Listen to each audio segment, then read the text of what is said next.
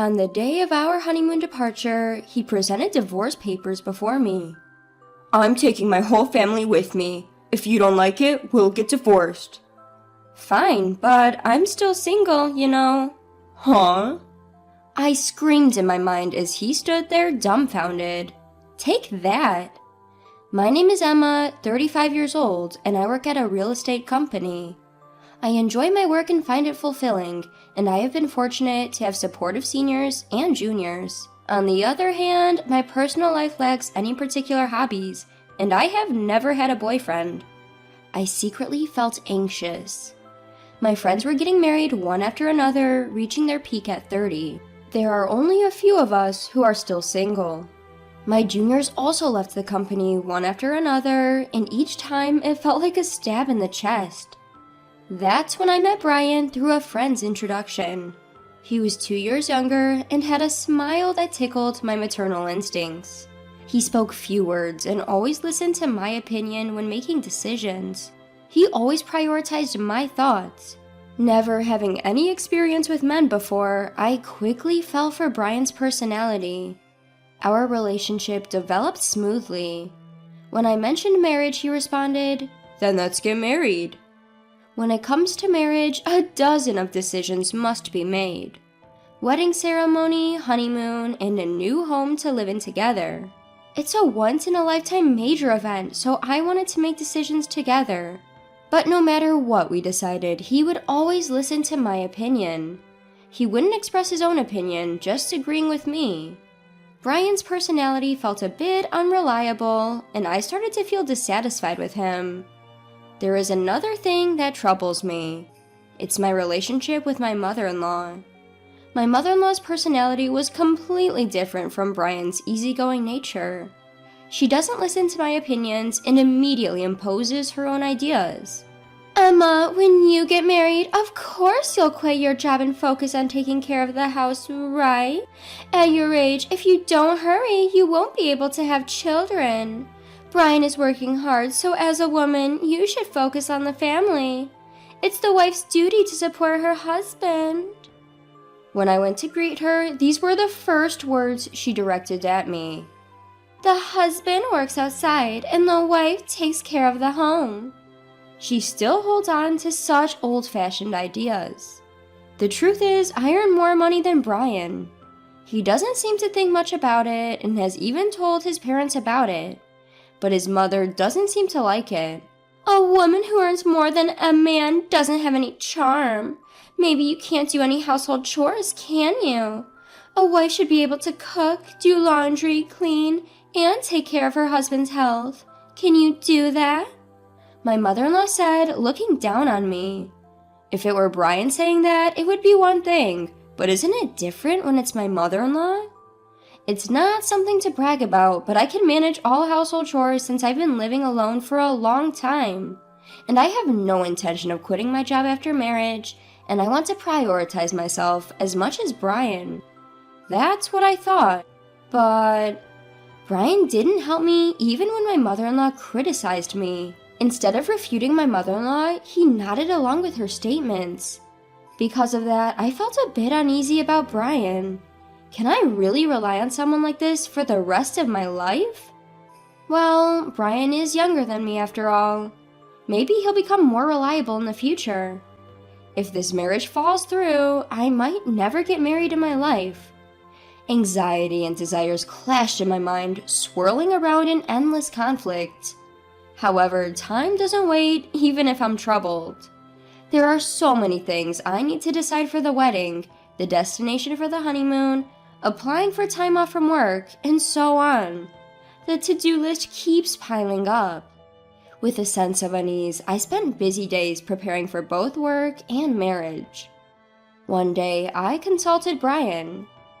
I think, considering our work, we can only take a long vacation at this time, so is it okay to have the honeymoon during this period? Yeah, I think it's fine. Both Brian and I have similar quiet periods at work. If we want to take a long vacation, this is the only timing we have. The problem is the wedding. The venue I've always dreamed of is so popular that it's booked for over a year in advance. In that case, what about going on the honeymoon before the wedding? I looked it up and it seems some people do that. If we have the wedding first, it will be another 2 years before we can go on the trip. If you are okay with that, Emma, then I'm fine with it too. I thought Brian wouldn't object, but to agree so readily. At this rate, it seems like all my opinions will be accepted for the honeymoon destination, the menu for the wedding, and the decoration of the venue.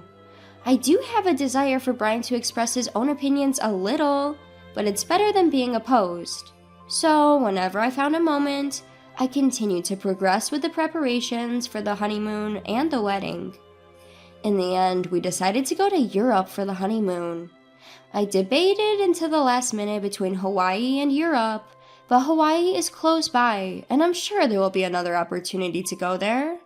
So I chose to take a trip around Italy and France, experiencing the picturesque streets and delicious cuisine.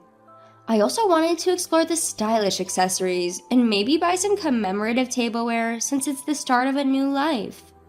After considering various schedules and destinations, I completed the application about a month before the tour. By that time, I was completely excited. After all, it's my first overseas trip. It's impossible not to feel thrilled. My mind became filled with everything related to Europe, from buying the necessary items for the trip to planning our activities at the destination. Because of that, any dissatisfaction I had with Brian had completely disappeared. As the honeymoon approached 1 week away, Brian suddenly brought up a conversation. Emma, I have a favor to ask. A favor? That's unusual. I wonder what it could be. It's rare for Brian to ask me for something. Could it be about the trip? Did he find a place he wants to visit? What is it? What's wrong? I asked, filled with anticipation, and he innocently made the request. I want to go to Champs-Élysées when we're in Paris. Mom really wants to go there. What? My mother-in-law? Wait a minute, what do you mean? I couldn't catch up with this sudden situation, but Brian replied as if it were obvious. Huh? Since everyone is going, we'll all be together even during the trip, right? What do you mean by everyone? It's a honeymoon, so it's obvious that it's just me and you, the two of us going. But my mom thinks it's normal for the whole family to go. First of all, I only made reservations for 2 people, you and me, Brian. The tour deadline was 7 days ago, so today is the last day to register. Regardless of whether we go together or not, I only booked for 2 people, so there's no way we can go. If you ask the travel agency, they can figure something out. As I was dumbfounded by his statement, the intercom in the house rang. On the intercom screen, I saw the figure of my in-laws. Without caring about my surprise, my in-laws entered the house carrying a large number of bags. Ignoring my objections, my mother-in-law's eyes sparkled as she announced, "I thought I'd leave the luggage here since we are leaving soon. I'm so excited." Then Brian said, "Just leave the luggage here," and started leading my in-laws into the room without my consent. "Wait a minute!" I tried to stop him in a hurry, but my mother-in-law stared at me sharply. "Oh, what is it, Emma? I hope you're not suddenly saying, I don't want to go together now." I didn't agree to go together in the first place," I immediately retorted, but my mother-in-law paid no attention, saying, "You heard it just now, didn't you? But Brian always thought we would go together with you, right?" In response to my mother-in-law's flattering question, Brian replied with a simple, "Yeah." Taking advantage of his affirmation, my mother-in-law began to deny me. "It's normal for the husband's parents to go on the honeymoon. Don't you have such common sense? I hope you won't have any unpleasant experiences during the trip being with you. Since it's a special honeymoon, we want to make good memories, right? I'll make sure to drill common sense into you during this week before we go on the trip." It's supposed to be a special honeymoon? Drilling common sense into me? It felt like everything was being ruined. I clearly felt my blood boiling. "Mother-in-law, this is a honeymoon, you know? Normally, it's supposed to be just the husband and wife going, right?" I desperately held my ground. If I continued to listen to my mother-in-law's side, it would affect the future. I wanted to avoid that at all costs. However, my mother-in-law stubbornly refused to compromise. Not only that, she started to deny me. The husband's parents are supposed to go on the honeymoon together. It's just common sense. I can't believe you dislike being with us. I thought we would become a family, but our common sense is different. You don't like me and nothing seems to match. How sad. As if she had been hurt herself, my mother-in-law lowered her eyebrows in an artificial manner. The end of her words, "how sad," contained an underlying smirk. I was convinced that she was deliberately trying to trap me. That's how certain I was. Even Brian, without questioning, began to blame me based on my mother-in-law's words. Emma, what the hell? They're my parents. It's okay to go on a honeymoon together, isn't it? It's impossible. We've already made the reservations for 2 people. Besides, I've never heard of families accompanying a honeymoon trip, I declared, and Brian shouted angrily, as if picking a fight. I never thought you hated my parents so much, Emma. That's it. Just leave for today. He looked at me as if he couldn't believe what he was seeing. As Brian spoke, a wicked smile formed on my mother-in-law's face. Why does he always take his mother's side without listening to his spouse's opinion? Especially at a time like this, I wanted him to support my views. Before I could even react to his words, I found myself pushed out to the entrance. Just before the door closed, I caught a glimpse of my mother-in-law's smug expression. I was left outside, unable to do anything but stand there. Why am I being treated like the bad guy? Why does everything have to be ruined, including this precious trip? Frustration and sadness overwhelmed me, and tears began to flow. A few hours later, I received a message from Brian. I want you to see if it's still possible for them to join the tour. If not, we'll cancel this trip and apply for a tour where all 4 of us can go. Please think rationally. If you reconsider, we can figure it out properly. I don't think I'm in the wrong, so I have no reason to apologize or respond. Brian must be angry too, because there was no contact after that message. Time passed, and the day of our honeymoon departure finally arrived. I couldn't imagine enjoying it in this state, but we had been preparing for this honeymoon for a month. I couldn't refuse. As I prepared to leave the house with a heavy heart, the intercom rang. Brian had come to pick me up. We hadn't seen each other since that incident, so I didn't know what kind of face to put on. The fact that he came to pick me up meant that he still intended to go on the trip. But he didn't have a single suitcase with him. Instead, he handed me a divorce paper. After hurting my parents, you still intended to go on this trip, didn't you? I'm taking my entire family on this honeymoon. If you don't like it, let's get a divorce. My mom said it would be better that way. Saying that, he thrust the divorce paper in front of me. In that moment, I finally realized what kind of person he was. I thought he would listen to my opinions and prioritize me, that he was kind, but that wasn't the case. This man is just someone without his own opinions, and he prioritizes his family over me. That's Brian. As I came to that realization, I felt my feelings for him cooling down. Even if I were to marry him, I couldn't see myself overcoming the many challenges that awaited us in the future. And becoming a family with that mother-in-law, it was an impossible scenario. Determined, I pointed at the divorce paper in front of me and said, "Sure, but I'm still single, you know." Huh? Brian exclaimed, clearly surprised by my words. Single? What do you mean? Weren't you listening? We talked about going on the honeymoon, but delaying the registration until the day of the ceremony. I made sure to get your permission, Brian, you know. You didn't forget, did you? The marriage certificate is still in the drawer, and you even said, "If you are fine with it, Emma, then I'm fine too." That's right. Divorce or not, we're not even married yet. There's no problem with going on the honeymoon with my maiden name. Perhaps you remembered my words, as Brian's expression suddenly changed.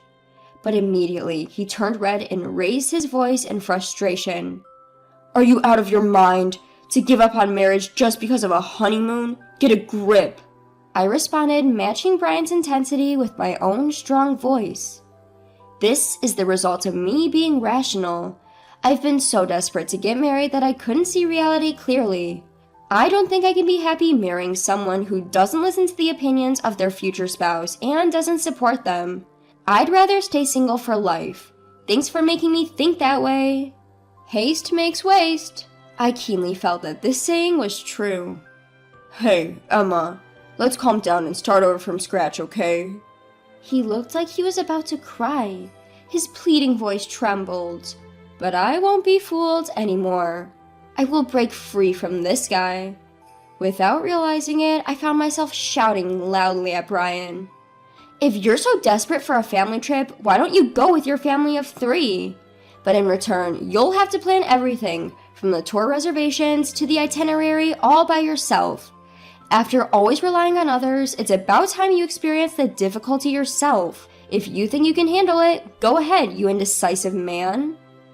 I pulled out the marriage certificate from the drawer and tore it to shreds in front of Brian. In response to the sudden turn of events, his mouth was left hanging open. Overwhelmed by my determination, Brian was completely taken aback. Well, do you understand how serious I am now? I refuse to have a future that's pitch black. It's over between you and me. Why don't you hurry back to your beloved mommy and cry to her, you mama's boy. Leaving a dumbfounded Brian behind, I slammed the front door shut. Given his state, he might actually go cry to his mother. I could easily imagine him doing that. Afterward, I contacted the tour company to cancel our reservations. Since it was a same-day cancellation, we were charged 100% of the cancellation fee. I billed Brian for the entire fee since he was the one who ruined our honeymoon. It was the natural outcome. Later, Brian blamed me for the failed marriage and spread rumors about it to those around us. However, it seemed that no one sympathized with him among our relatives and coworkers. Instead, he started to be seen as an unconventional mama's boy due to his past actions and was disliked by many. When I told my parents about the divorce, they were initially surprised, but quickly accepted it. Marriage isn't the only source of happiness. As long as you're happy, Emma, that's what matters. I couldn't be more grateful for my mother's words. As a side note, since then, my hobby has become traveling. I felt it would be a waste to let long vacations go to waste, so I embarked on my first solo trip. Going overseas was a bit difficult, but I enjoyed a relaxing time in historic cities I had always wanted to visit. Wow, being alone is actually quite enjoyable. Thanks to that historical adventure trip, I've started to fully enjoy solo traveling whenever I have time off. On my next break, I'm planning to embark on my next overseas trip. I've begun a life where I won't let myself be controlled by marriage alone.